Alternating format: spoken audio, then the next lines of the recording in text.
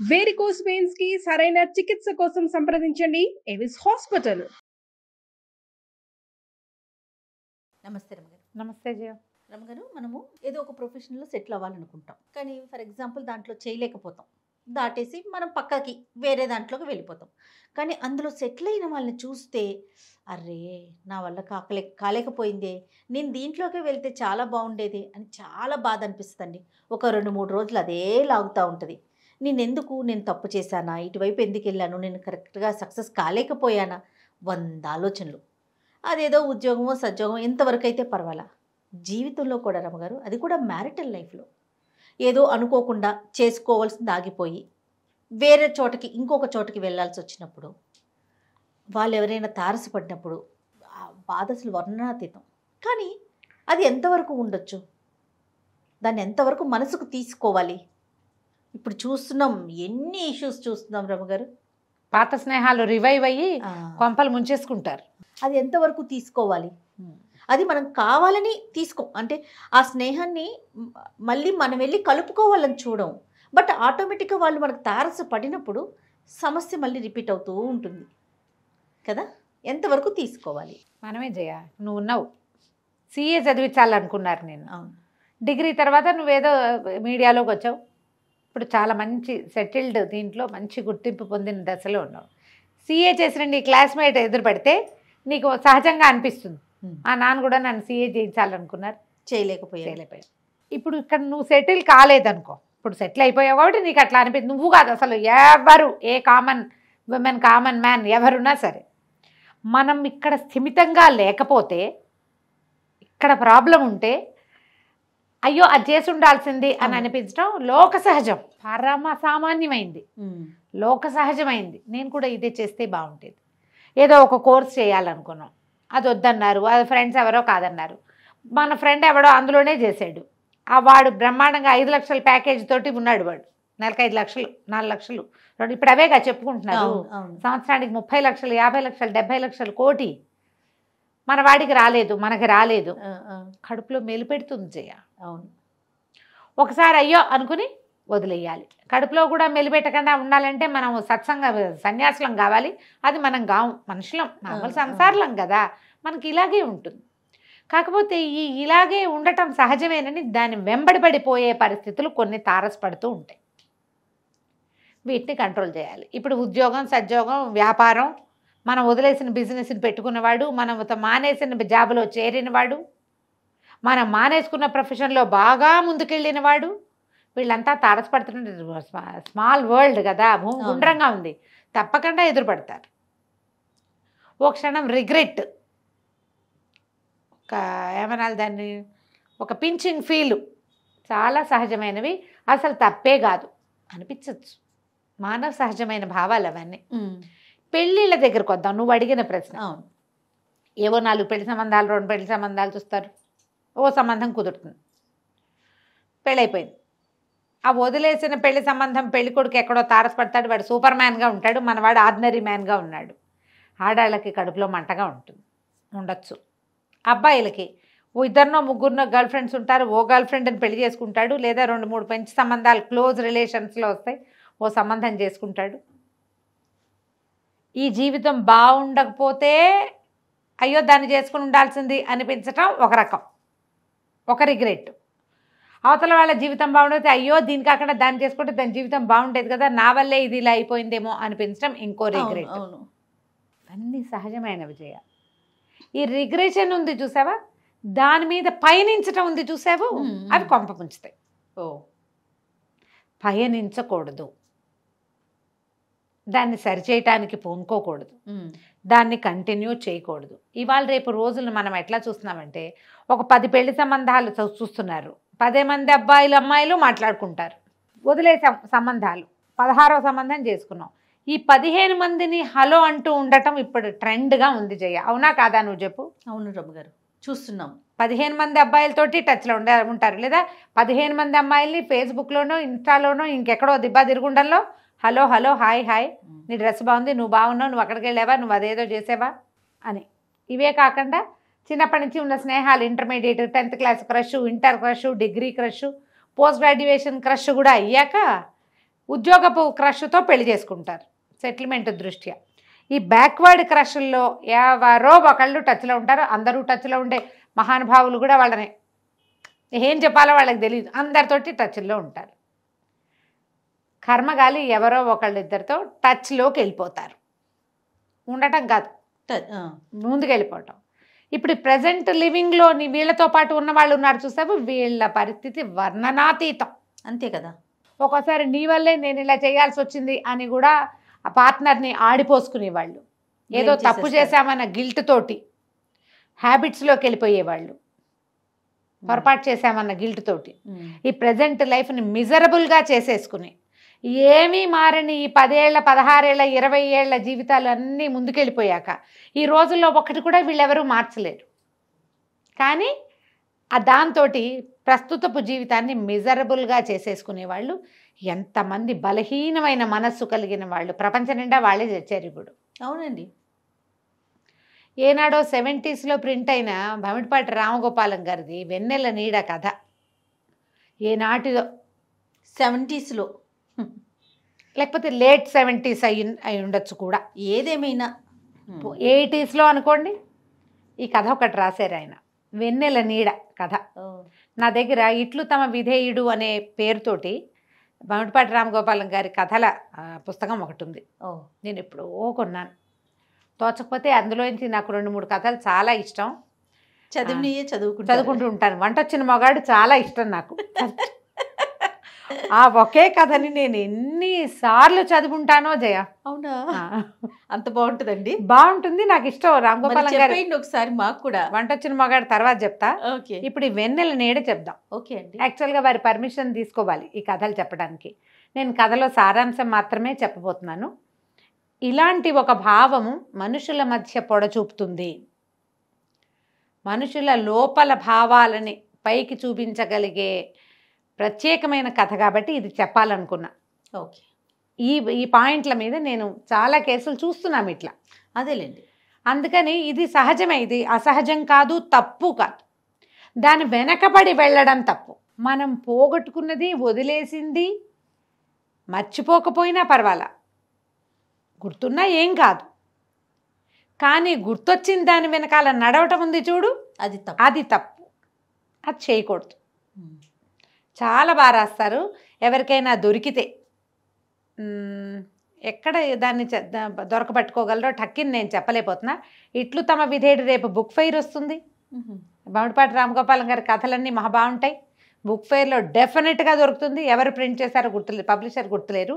ఇట్లు తమ విధేయుడు భమిడిపాటి రామగోపాలం గారి కథలు. రమగారు ఎవరు పబ్లిషర్స్ అయితే వాళ్ళ దగ్గర దొరుకుతుందా? అలా ఏముండదు. బుక్ ఫెయిర్లో చాలా చోట్ల పెడతారు. వాళ్ళ షాప్ పెడితే వాళ్ళ దాంట్లోనే ఉంటుంది. ఎవరి దగ్గర మూవ్ అయ్యి అక్కడ కూడా ఉంటుంది. ఖచ్చితంగా దొరుకుతుంది. ఈ పేరుతోటి దొరికించుకోండి. బుక్ లవర్స్ దగ్గర ఉండవలసిన పుస్తకం. చాలా బాగుంటుంది, చక్కటి శైలి. మధురాంతకం రాజారాం గారి కథలు బాగుంటాయి. ఇట్లా తర్వాత భమిడిపాటి రామగోపాలం గారి కథలు కూడా బాగుంటాయి. ఈ కథలు ఎలా చెప్తారంటే, ఒక భార్యాభర్త 2 చంటి పిల్లలతోటి ట్రైన్లో వస్తూ ఉంటారు. ఆయన పేరు వెంకటేశ్వర్లు, అమ్మాయి పేరు శ్యామల. ఆవిడ 20 దాటిన 30 లోపల అమ్మాయి. 30 టచ్చో కాస్త అటు ఇటు ముందుకెళ్ళిందో అతని వయసు. అయితే వీళ్ళు ట్రైన్ ఎక్కి వస్తుంటే ఒక ఆయన చాలా అందమైన ఒక ఆయన తారసపడతాడు.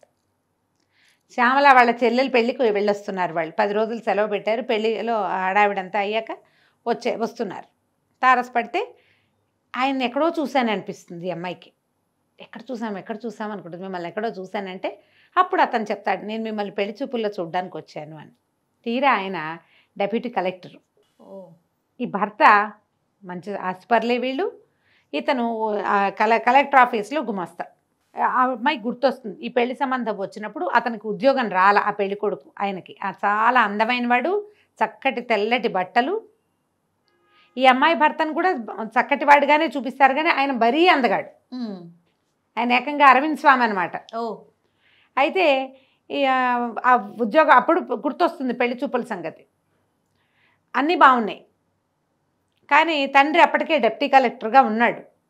కుర్రాడు ఇంకా ఐఏఎస్కి ప్రిపేర్ అవుతున్నాడో వెళ్ళబోతున్నాడు. అప్పట్లో పెళ్ళిళ్ళు ఏముంది, డిగ్రీలు అవగానే చేసేసేవాళ్ళు. అవునుగా. ఆ పేరెంట్స్తో బరువు మీదే పెళ్లి చేసేవాళ్ళు పాత రోజుల్లో. 70లో కూడా జరిగేవి, 80లో కూడా అట్లా. కానీ ఇంకా ఉద్యోగం రాలేదు కాబట్టి వీళ్ళు వెనక్కి తీశారు. మీ ఇష్టం వచ్చినట్టు ఏడవండి, నేను ఈయన్నే చేసుకుంటా అని చాలా గొడవ పెట్టాలని అమ్మాయికి అనిపించదు, ఆయన అంత అందంగా ఉన్నాడు కాబట్టి. కానీ కుదరలా. నాయన మా పిల్ల పెళ్లి చూసి చచ్చిపోవాలనుకుంటుంది. ఇంకో ఏడాది ఆగితే ఆయన కానీ అతను సెటిల్ అవ్వడు. అందుకని ఆ సంబంధం మానేసి ఇంకో సంబంధం కుదిర్చారు. ఈ అమ్మాయికి గుర్తొచ్చింది. ఆవిడ కళ్ళు మెరిసిపోయినాయి. ఎంత సంతోషం వచ్చేసిందో. ఆయన ఏదో ఫ్రెండ్ లాగా అనిపించాడు. భార్యలో ఉన్న ఈ చిన్న దాన్ని, ఈ కలవరాన్ని భర్త గమనిస్తాడు, కానీ ఆయన చూసి చూడనట్టు ఊరుకుంటాడు. ఆయన డిప్యూటీ కలెక్టర్ అని అదని తెలిసిపోయింది. చెప్పాడు ఆయన, ఎక్కడికో అక్కడ వెళ్తున్నాను, జాయిన్ అవ్వడానికి వెళ్తున్నానని చెప్పాడు. ఇతనేమో నేను కూడా కలెక్టర్ ఆఫీస్లో ఏదో ఉద్యోగం అండి అన్నాడు. అతను నిద్ర పట్టింది, ఈవిడికి కలత నిద్ర, అతను ఎప్పుడో దిగేశాడు. లేదా అతను నిద్రపోతున్నాడు, వీళ్ళు దిగేశారు. అయ్యో చెప్పకుండా దిగేసామే అని చాలా చింతించింది. కానీ ఆయన మీదే ఆలోచించుకుంటూ ఉంటుంది. భర్తను అడుగుతుంది, ఏమండి కలెక్టర్ అవ్వాలంటే ఏం చేయాలండి అని. ఈయన ఆశ్చర్యపోయాడు. ఏమిటి, ఎవరి గురించి అయినా అంత ఆలోచించే రకం కాదు ఈ అమ్మాయి. బుద్ధి ఎలా అయిపోయింది. ఆయన సౌందర్యము, ఉద్యోగము. అడిగితే ఈయన ఏమంటాడు, ఏదో చూస్తారు, ఒట్టిగా చదివే కాదు, ఎంఏ అది ఉండాలనుకుంటా. మరి అప్పుడంతా ఏంటంటే ఫ్యామిలీస్, మంచి ఫ్యామిలీలు కావాలి అలా అనుకునేం. 70లలో ఇలాంటి ఐడియాస్ ఉండేవట. అందరూ ఐఏఎస్లు అయ్యేవాళ్ళు కాదు, కుటుంబ నేపథ్యం కూడా చూస్తారని చెప్పాడు. ఆలోచించుకుంటూ ఇల్లు చేరారు. ఇంతలో ఏదో కాస్త ఆయన మీదే ఉంది మనసు ఈ అమ్మాయికి. ఇంటిలో వాకిట్లో దిగారు. నీళ్లు పెట్టమన్నాడు. బాయిలర్లు వెలిగించడము అవి కనపడతాయి. హోటల్కి వెళ్ళి క్యారేజీ పట్టించుకొస్తా అన్నాడు. చీకటి పడిపోయింది రాత్రి. నువ్వు వెళ్ళి పక్కలేయి అని చెప్పాడు. సరే క్యారేజీ వస్తే ఇంతలో ఏమైంది, జవాన్ ఒకడు తలుపు కొట్టాడు కలెక్టర్ ఆఫీస్ నుంచి. తెల్లవారే రమ్మన్నారనేసరికి ఈ అమ్మాయికి ఒళ్ళు మండిపోయింది. ఇంకేముంది, ఉద్యోగం పిలవడానికి వచ్చేసారని విసుక్కుంది. ఆ అమ్మాయి అలా విసుక్కోవటం అతనికి ఏం కొత్త కాదు, తెలుసు. ఈ ఆఫీసుల్లో కలెక్టర్ గారు ఎప్పుడు వెళ్ళదలుచుకుంటే అప్పుడు మొత్తం గుంపంతా ఆయన వెనకాల వెళ్ళటం. ఇతనేమో స్టెనోగ్రాఫర్ కూడా ఈ అమ్మాయి భర్త. అవసరమైతే ఏదైనా షార్ట్ హ్యాండ్ నోటీస్ తీసుకోవడం కోసం ఈయన్ని నోట్ చేసుకోవడానికి ఇతన్ని వాడడము అవి ఉన్నాయి. ఈ రాత్రిళ్ళు ఎప్పుడైనా జమాబందీలు అవి ఉంటే అప్పుడు అంతా వ్యవహారాలు వేరేగా ఉంటాయి కదా. అప్పుడు ఇతను లేట్గా వస్తే ఏంటి వీళ్ళకి పెళ్ళిళ్ళు కాలేదా, పెళ్ళాలు లేరా, ఎప్పుడు ఏమిటి ఉద్యోగం అని విసుక్కునేది. ఆఫీస్లో కూడా తెలిసింది ఈ అమ్మాయి ఇలా విసుక్కుంటుందని అదని. కానీ ఈయనకి ఈ మాట అర్థం కాల. ఏంటి ఇట్లా అంది, ఇంత మాట, ఇంకేముంది నీ ఉద్యోగం అంటే గుమాస్తా ఉద్యోగం ఇంతే కదా, అది సెంటెన్స్ భావం. ఆయనకు అర్థమైంది. కానీ ఆ రైల్లో తారసపడిన పెద్ద మనిషి ఉద్యోగంతో తన ఉద్యోగం పోల్చుకుని అంటోందేమో అని అనుకోవడానికి ఆయనకి మనసొప్పల. కానీ అదే పాయింట్ అక్కడ. సరే రాత్రి పడుకున్నారు. పడుకుంటే ఇంకా అమ్మాయికి ఎంతసేపు డోలాయమానంగా మనసు అతని వైపే లాగుతూ ఉంటుంది. అది రాస్తారమ్మా, ఎట్లా మనసు ముందు వెనక అవటం. ఎంత చక్కటి భాష అంటే ఎంత బాగా రాస్తారు. నిద్ర బాగా పట్టదు. ఏమిటో అలసిపోయినట్టున్నావు అని భర్త అంటే, ఏం అలసిపోవాలి, హాయిగా నిద్రపోయా అని ఆయనతో అతనితో కూడా పెడసరంగా మాట్లాడతాడు. అతను చాలా మంచివాడు, చాలా చక్కటివాడు, మంచి మనసున్న మనిషి. తెల్లవారి లేచేసరికల్లా ఎప్పటికీ తెల్లారైనా లేవదు, లేట్గా లేస్తుంది. లేట్గా లేచి చూస్తే పని మనిషి వచ్చి ఎంత నిద్రపోయావమ్మా అంటుంది. తీరా చూస్తే భర్త అప్పటికే వెళ్ళిపోయాడు. స్టవ్ వెలిగించేశాడు, బాయిలర్ వెలిగించి నీళ్ళు పోసుకున్నాడు, కొడుకు స్నానం చేయించేశాడు. 4-5 ఏళ్ల వాడికి పిల్లాడు ఆడుకుంటున్నాడు. చంటి పిల్ల అమ్మాయి పక్కలోనే ఉంది. కాఫీ కూడా కలిపి అక్కడ పెట్టేశాడు. అమ్మాయికి సిగ్గేసింది, ఏమిటి నేను ఇలా బిహేవ్ చేశాను. తను ఏదో తన ఆలోచనలో ఒక పొరపాటు ఉందని తెలిసింది. ఇన్ని 7-8 సంవత్సరాల వైవాహిక జీవితంలో ఒక్కసారి కూడా అతని మీద కంప్లైంట్ లేదు. ఎవరైనా మనిషి కనపడితే నేను ఇలా ఆలోచించచ్చా, తనకి ఆలోచన వచ్చింది. కానీ అతను సాయంత్రం అయినా ఆయన రాడు. ఎవరు భర్త రాలేదు ఆఫీస్ నుంచి. ఏమిటి పొద్దున్నే కలెక్టర్ గారు ఎక్కడికో వెళ్తాడు, తెల్లవారే రమ్మన్నారు, వెళ్ళిపోయాడు ఆయన. రాకపోయేసరికల్లా ఈయన ఏం చేసింది, ముందు వెనక ఆడి అమ్మాయికి భయం పట్టుకుంది. నిన్న రాత్రి నేనేదో అతనితో అవజ్ఞగా మాట్లాడేశా, దురుసుగా ఏం మాట్లాడానో అతని మనసు పట్టుకుంది దాన్ని. అవతల ఆయన్ని దృష్టిలో పెట్టుకునే తను మాట్లాడానని భర్తకు అర్థమైందని ఇక 4 పీక్కుంటుంది. ఆయన రాడు. హెడ్ గుమాస్తా గారిది ఇల్లు ఎదురుగుండా సందు, అదే రోడ్డు మీద అవతల ఇల్లు. అక్కడికి వెళ్ళేసరికల్లా ఆయన ఏమంటే ఈయన ఏరియా అని అడిగితే బందర్ వెళ్ళిన వాళ్ళందరూ వచ్చేసారే అని ఆశ్చర్యపోయాడు. అందరినీ బందర్ తీసిపోయాడు డిప్యూటీ కలెక్టర్. రాలేదు. ఈ అమ్మాయి బిక్కమొహం వేసుకుని ఉంది. మర్నాడు రాలా, 3వ రోజు రాలా. 3వ రోజు ఆయనే వచ్చి అడిగాడు హెడ్ గుమాస్తా గారు. ఆయన వచ్చేసరికి ఈ అమ్మాయి 3 రోజుల నుంచి కంటికి మింటికి ఏకధారగా ఏడ్చుకుంటూ పిల్లలకి అన్నాలు పెడుతోంది, వంట చేసుకుంటోంది, ఇల్లు వాకిలి తుడిపించుకుంటూ ఏదో చేస్తోంది. కానీ దిగులు పుట్టేసింది. భయం కదా, జీవితాన్ని పాడు చేసేసుకున్నాను నేను, తప్పు పొరపాటు. కళ్ళు మొహం పొంగిపోయి ఉండేసరికల్లా ఈయనేం అడిగాడు వచ్చి, ఏమమ్మా ఏమన్నా మాట అనుకున్నారా? అసలు అట్లా చేయడే, వెంకటేశ్వర్లు చాలా బుద్ధిమంతుడు. ఏమనుకున్నారు, పెళ్ళికి వెళ్ళారు కదా, ఏమన్నా లాంఛనాల విషయంలో తగాదా వచ్చింది అంటే మరదలకి బాగా పెట్టారు మాకు పెట్టలేదు అన్నాడు. అతను అట్లాంటి వాడు కాదని ఉద్యోగంలో ఆయన పైన ఆయనకి తెలుసు. అతను ఎట్లాంటి వాడో భార్యకి ఇంకా ఎంత బాగా తెలిసి ఉండాలి. అంతేగా. 3 రోజులు పత్తాలేడు అతను. 3వ రోజు రాత్రి తలుపు చప్పుడైంది. రిక్షా అతను మామిడి పళ్ళు పట్టుకొచ్చి లోపల పెట్టాడు. వెంకటేశ్వర కోటిప్పుతూ లోపలికి వచ్చాడు. లోపలికి వచ్చి, సారీ శ్యామల, అనుకోకుండా మా అమ్మని చూడ్డానికి వెళ్ళొచ్చాను, అమ్మ పడిపోయింది, ఆవిడ నూతిగట్టు మీద కాలు జారిపడింది, పెళ్ళి ఉత్తరం వచ్చింది కానీ ఈ పెళ్లి హడావిడి నుంచి అట్నుంచి వచ్చేటప్పుడు దిగలేకపోయాను, బందరెళ్ళే కదా అని వెళ్ళి మా అమ్మని చూసొచ్చాను అని తీరా మొహం చూసేసరికి అమ్మాయి కళ్ళు మొహం పొంగిపోయి ఏడుస్తున్నది, నిద్రలేనిది కనపడుతుంది కదా మొహం. అదేమిటి అలా అయిపోయావు నువ్వు, 3 రోజులు వండుకు చూసినట్టున్నావు పాపం అనగానే భోరుమని ఏడుస్తూ కాళ్ళు పట్టేసుకుంటుంది.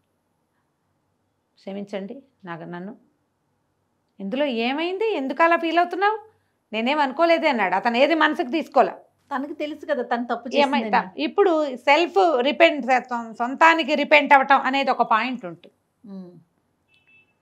ఇప్పుడు అమ్మాయి మనసు అతని వైపే వెళ్తే ఈ జీవితాన్ని ఎంత మిజరబుల్గా చేసేసుకోవచ్చు. మరి నువ్వెందుకు కలెక్టర్ కావనొచ్చు, మా వాళ్ళు హాయిగా మంచి సంబంధం చేసి ఉండొచ్చు, దిక్కుమాల సంబంధం చేశారు అని అనుండొచ్చు. మొదలు పెడితే ఏముంది, ఎక్కడికైనా వెళ్ళొచ్చు, తెగేదాకా వెళ్ళిపోతుంది కదా. ఆ 70-80లలో రాయబడిన ఈ కథని ప్రతి ఆడపిల్లతోటి చదివించాలి జయ. నిజంగా గారు. కొంతమంది ఏం చేస్తారంటే ఈ స్నేహాలు మగవాడు పట్టించుకోకపోతే ఈ ఆడపిల్లలే వాళ్ళని కెలుకుతారు వెళ్ళి. 15 సంవత్సరాల తర్వాత ఈ పాత విషయాన్ని కలిగించటము, పాత వాటిని కంటిన్యూ చేయటము. కాలేజీ ఫ్రెండ్స్ 50 ఏళ్ళు వచ్చాక మళ్ళీ ఫ్రెండ్షిప్లు చేయడానికి చూస్తున్న కాలం తెలుసా జయ ఇది. నిజంగా కాలేజ్ ఫ్రెండ్స్ అంటే 20 ఏళ్ల వయసు ఉంటుంది, 50లు వస్తుండగా ఆ ప్రయత్నం చేయొచ్చా? ఫ్రెండ్గా మాట్లాడొచ్చు అంతవరకు, అంతేకాని ఫ్రెండ్షిప్ చేయాలని కోరుకోవటం ఎంత తప్పు, చాలా కదా. మన నువ్వు పైగా చెప్పేది పిల్లలు, మీరు పిల్లలకి చెప్పే వయసు, పిల్లలు ఏదైనా చేసే వయసు. అటు జీవితము పాడవుతుంది, ఇటు వీళ్ళ సంసార జీవితము పాడవుతుంది. మనసుకి కళ్ళాలు ఉండాలి, వెయ్యాలి కదరమ్మ గారు, ఉండాలి, వెయ్యాలి కూడా. మనం వదిలేసిన జీవితంలో ఆ తీపిని గుర్తు చేసుకోకూడదు. ఉంటున్న జీవితంలో స్వారస్యాన్ని వెతకాలి ఎప్పుడు కూడా. ఒకవేళ నిజంగా నీకు ఏదో స్వారస్యం లేదు, ఏమి లేదు, నువ్వు అటు వెళ్దాం అనుకున్నావు, ఇప్పుడు 2 వేరు జీవితాల్లో స్వారస్యాలు లేకుండా ఉండవు. నీకు లేదు, వాళ్ళకు ఉంటుంది, పోయి వాళ్ళని కెలికితే వాళ్ళ పని, వాళ్ళ జీవితం నాశనం కాదు. లేకపోతే వీళ్ళొచ్చి వీళ్ళని రెండో వాళ్ళని చెడగొట్టినా కదా. ఎక్కువ మంది జీవితాలు ఇన్వాల్వ్ అయ్యే సమయాల్లో ఈ పనులు చేయకూడదు. ఈ కథని వీలైతే చదవండి తప్పకుండా. నేను చాలా బ్రీఫ్గా చెప్పా. మొదటి వాక్యం నుంచి చివరి వాక్యం వరకు ఒక సెంటెన్స్ కూడా వదిలిపెట్టకుండా చదివించేలాంటి శైలి ఉంది ఆయనది. ఎక్సలెంట్గా ఉంటుంది. నేను ఇది చదివి 30 ఏళ్ళ పైన ఉంటుంది జయ. అప్పుడప్పుడు పుస్తకం అప్పుడు చదివింది తిప్పుతూనే ఉంటాను నేను దొరికినప్పుడల్లా. అవకాశం ఉన్న వాళ్ళు ఇట్లు తమ విధేయుడు కొనుక్కోండి ఈ సంవత్సరం. ఖచ్చితంగా ఎవరెవరి దగ్గర ఉందో వాళ్ళంతా చదువుతూనే ఉంటుంటారు. చాలా బాగుంది. చూడండి, ఈ జనరేషన్కి కనెక్ట్ అవుతుంది మనకి కదండి. అవును, ఇది వరకు రేర్గా జరిగేవి ఇప్పుడు ఫ్రీక్వెంట్గా జరుగుతున్నాయి. ఈ Facebook groups, school groups, college groups, family గ్రూప్స్లో పాత స్నేహాలు రివైవ్ అయ్యి మళ్ళీ నీకు ఎప్పుడు చిన్నప్పుడు చేసిన వ్యవహారాలు 50 ఏళ్ళు వచ్చాక చేయగలిగేది ఏమి ఉండదు. అక్కర్లేని మాటలు మాట్లాడుకుంటూ ఉంటవే, అంతే కదా. ఎందుకు వచ్చిన వృధా ప్రయాస? మరి పాసింగ్ క్లౌడ్స్ ప్రతి జీవితంలోనూ ఉంటాయి. పాత వాళ్ళు ఒకసారి అలా వచ్చిపోతూ ఉంటారు, పోనివ్వాలి వాళ్ళని.